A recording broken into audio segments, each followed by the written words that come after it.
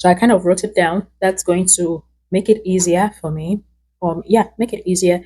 White 22, black 16, white 22. Then when I'm coming back from my left to right, I'm going to repeat the same thing. Then I think for a couple of rows, I'm repeating the same thing until the whole, I think from about 21st row, everything is now going to be different.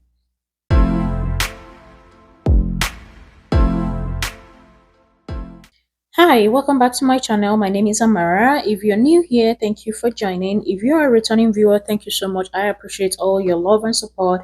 And in today's video, I am making a very complicated blanket, and hopefully I can nail it. The plan is for me to nail it.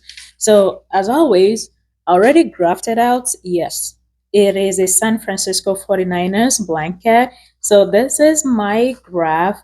It's bigger on my tablet, which probably is what I'm going to be working with. I printed it out. I am still learning my printer. I wanted to see if I can make it to be big to fill out the A4 paper, but I don't know what I'm doing wrong. But this is what it's going to be looking like at the end. I tried to write it down. I wrote down a couple of rows. I know I'm not going to finish this blanket in one day, so I wrote down a couple of rows that I'm going to be working on.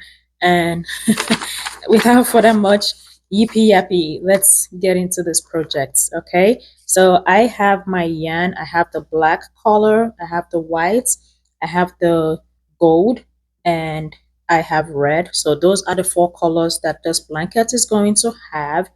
And let's get to work. Okay, so we are starting with the red one, and as always, we're going to be making a slip knot to start the blanket. This is how I start my chunky blanket. Make sure it's 3 fingers wide. For this blanket, I'm going to be casting on 60 chains. It's going to be a big blanket. I expect it to be like 80, 80, like really long. For the length is going to be really long. Then going up, it's going to be about 40 something inches. So hopefully I'll be able to get that. I know some people might be wondering, like, I cast on 30 chains and I get um maybe the blanket is going to be measuring about 40 inches. It might be more than 40 inches, but then someone else casts on the same 30 chains and they will be getting a longer number of inches than I did. And you might be wondering, what are you doing wrong? You are not doing anything wrong. The problem, I would say, is that all fingers are not equal. Like I said, cast on 3 fingers. I have a small hand, as you can see. So my fingers are really small. They're not big. I think my ring size is about 6 or 6.5. And there are other people that their ring size is probably like 8. So that means they have bigger fingers. And when they cast on 3 fingers wide, their cast on chain is going to be bigger than mine. So when they measure, it's going to be measuring more than I did.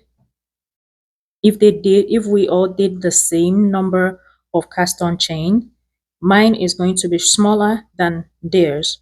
So if someone else that is a ring size, let's say 4 or 5, casts on the same 30 chains, because their fingers are smaller than mine, they probably would be getting a smaller dimension when they measure their foundation base. So if you're having that trouble, do not think you're doing anything wrong. I've always said, find something that works for you and run with it. If you cast on 30 chains and you are getting about 40 inches, please do continue to do that. Then if you cast on 20 and you get 30 inches, please do that and continue to do that. So except if the pattern really warrants you to cast on a specific number of chains, like for this blanket that I'm making, I already grafted out and I know that this is the number of starting chains that I need, or this is how many chains I need for this blanket. I just thought I should point that out. Okay, I'm going to count this and see how many I am on, because as always, I have problem with math and I've always said that. I'm not dumb. I am an A student, but sometimes we all have our little challenges, and mine is counting. So I'm going to count real quick to know how many that I have. 158, 59, 60. Then I'm going to add one more, which this is going to be the first loop of the first row. So now I'm going to flip this whole thing over because I was casting on like this. So now I'm going to flip it over. Make sure I flip every other one. Okay. So when I flip it over, I'm going to keep my walking yarn to my left. This is my left. So now I'm walking the other way. This is the first loop, which is like the 61st one. It's the first loop on the first row. So I'll leave that. And I'm going to be pulling through the middle bumps. So if you spread this, you see top, bottom, and middle. Some people have challenge. I would say just spread it out a little bit so it's easier for you to identify the middle. So now that I've spread it, I can easily see the middle. I like how the border looks when I pull from the middle, unlike when I pull from the top loop.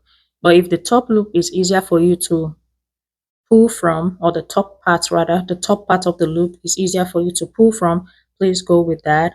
If the middle is easier for you to pull from, please go with that. So now I'm going to be pulling. I'm going to be pulling through all the 60, all of them, through the middle part, and hopefully by the time I'm done with this, I should have 60 loops. Okay, so I'm going to be doing that, and I'll be back once I'm done pulling through all of them. I've finished the cast on chain and I've pulled through. So this is what the bottom border is going to be looking like because I pulled from the middle. If you pull from the top part of the chain, it's not going to be looking like this. It's going to be like flat. But this is how it looks like when you pull from the middle bumps. So this is the pattern that I'm working with. It's better on my desktop or my tablet is really better than that, which is what I'll be working with, but I'm going to keep this one just for reference. So I'm going to be knitting 3 rows of red, 2 yellow, and 2 black, and 3 white before this part really kicks in. So I'm going to be doing this ones real quick. It's going to be easy, but it's going to take longer because the cast on chain is really long. So I'm going to start knitting. I really don't know how many hours this blanket is going to take, but I know it's going to take hours. And I am not going to finish it in one day. So I'm going to be knitting this over the next couple of days.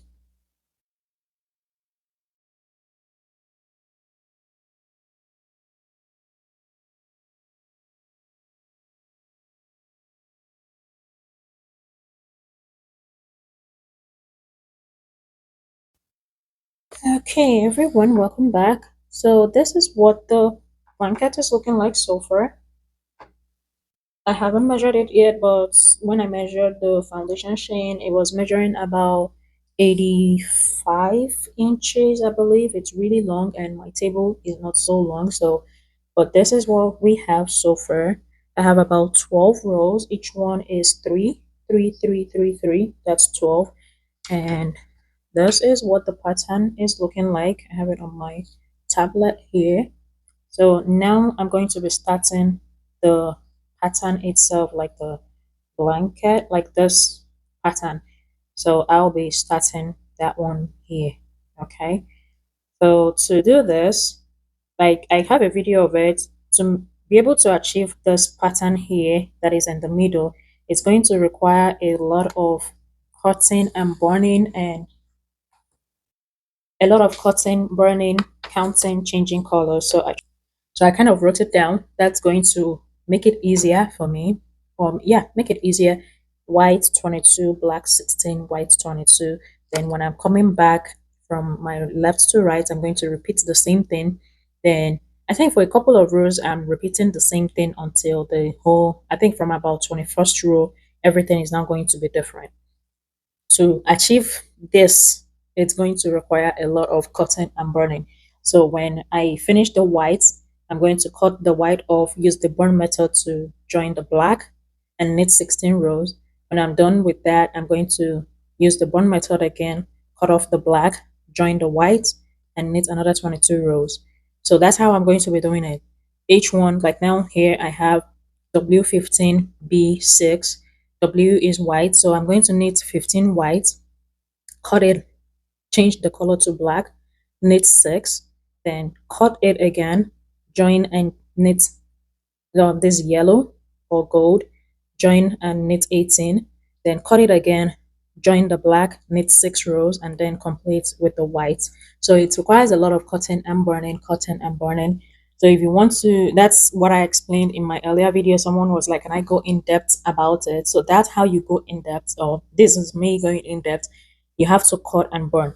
I graphed it out. I already showed you. This is the graph that I'm working on. So when I printed it all on my tablet, I counted it. I was able to zoom in and out. I was counting the number of blocks. Each block on this graph, each block is one stitch. Each block is one stitch. So if I have 10 blocks of the same color, that means I'm going to be knitting 10 of those colors. If I have 3, that means I'm going to be knitting 3 and then cut and change to the next color that is available. I hope that makes sense. But if I know myself, I'm going to be repeating this again as I go on in the video. Okay. So now I have to knit 22 of the white, then cut off and change to black. We already have one.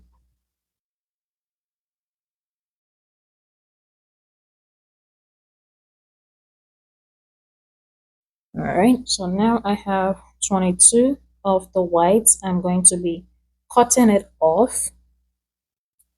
Want to cut really close to the end of the white. I will be keeping that aside because I'm still going to be using it. Then I like to pull this out and use the burn method.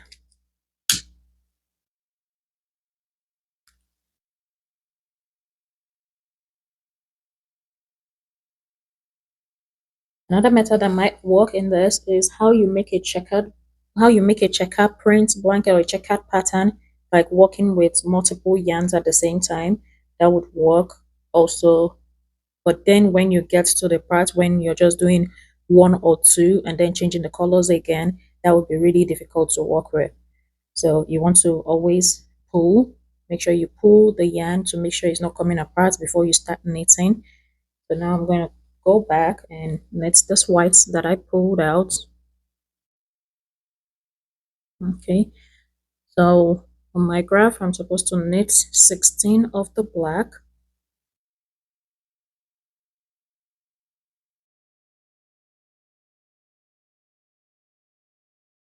So now we have that. So the remaining, whatever is remaining here, it should be 22. This is going to be white. So I'm going to be cutting this one off again. Here's my scissors and lighter.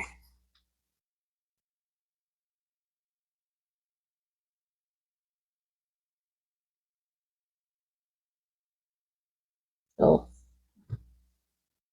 now I'm going to be cutting off the black again. I'll keep that aside for later. Then I'm going to be joining the white back.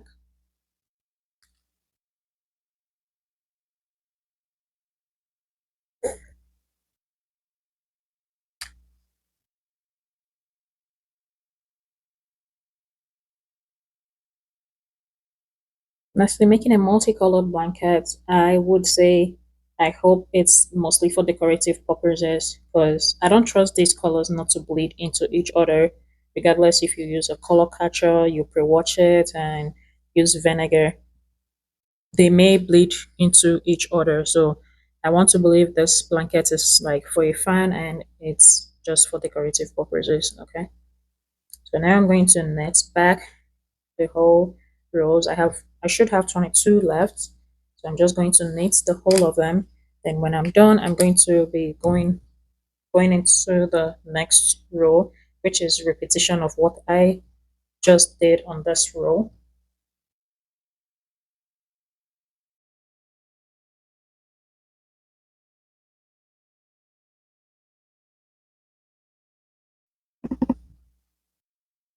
Okay, so now I'm done. It's time to change back to the black.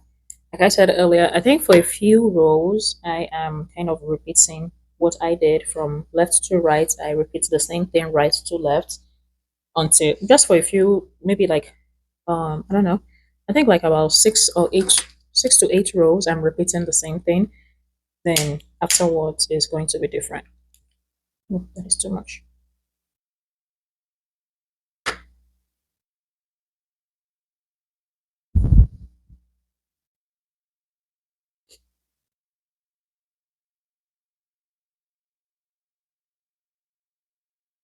And I always say this, always pull to make sure it's not coming apart before you start knitting. If you wonder if it's going to come apart later, I have two personal blankets that I use, and it's not graph, but I did change. It's multiple colored blanket. I did change colors, and I used the burn method to change the colors. Then even when I ran out of yarn, I still used the burn method to join the same color of yarn that I'm working with. I've washed each one at least twice. They've stretched out, but not too much, but they never came apart where I joined them from. I don't even know where I joined it, except I go looking. They've never come apart, both of them. And I've washed them more than once, more than twice, at least twice for the both of them. So if yours come apart, probably there's something, you're not burning it properly, like holding it down so they can fuse together.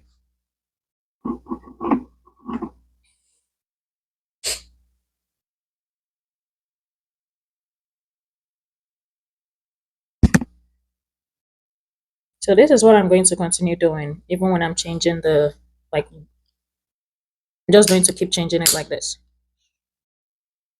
So I'm just going to keep changing. This is how I'm going to keep changing the colors and keep going, keep changing, keep going, keep changing, keep going until we're done with the blanket. It's a lot of work. It's going to be a lot of work. Okay. So if you're making any graph blankets, I always say give yourself grace. You don't have to finish it in one day. You can do it over a couple of days. It doesn't have to finish in one day. And just know you need to have patience with it. If you don't have patience, you may need to go borrow from someone to join to yours because it's a lot of work. It's a lot of work. But when you're done, it's worth it when you're done. But when you're doing it, it's not fun. Let me just say it that way. It's not fun when you're doing it. But when you're done and you spread it out and you take a look at it, it looks so beautiful and so magnificent. So that's what I'm going to be doing. I'm going to continue knitting, changing colors, knitting, changing colors until we're done. And as always, I'll be showing the progress of the blanket. And let me know what you think in the comments. Have you done a pattern before, like a graph pattern before? An alphabet, a character? What was your experience? Would you be doing it again? Or was it one and done? And I'll see you when I come back to give an update on what it's looking like.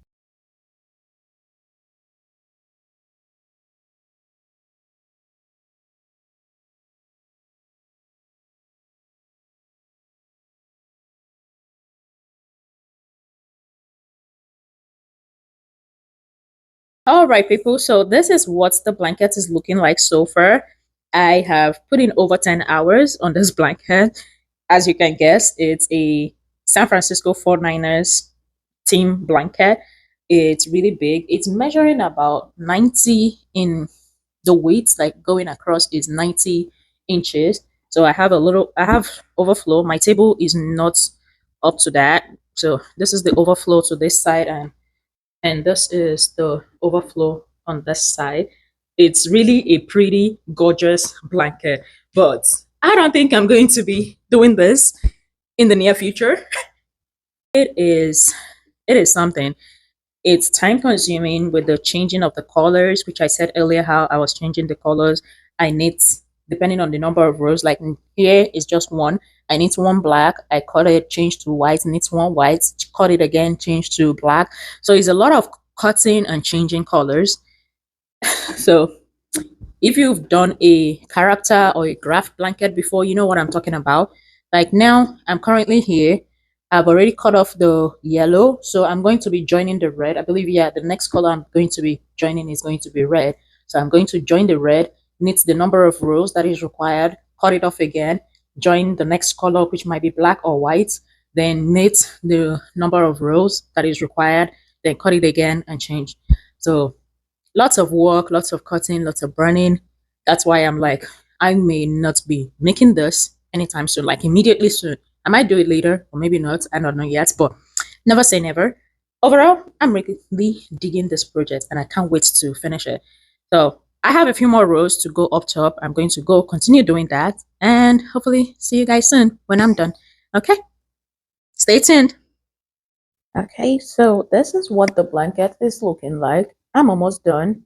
I just have 3 more rows of the black up top, then 3 rows of the red, and I'll cast off. But damn, I really did it on this one. Like, look at that. Look at that. This is so beautiful. It's so beautiful. But like I said earlier, I am going to take a break from knitting for 3 months because my fingers, my wrists are not the same.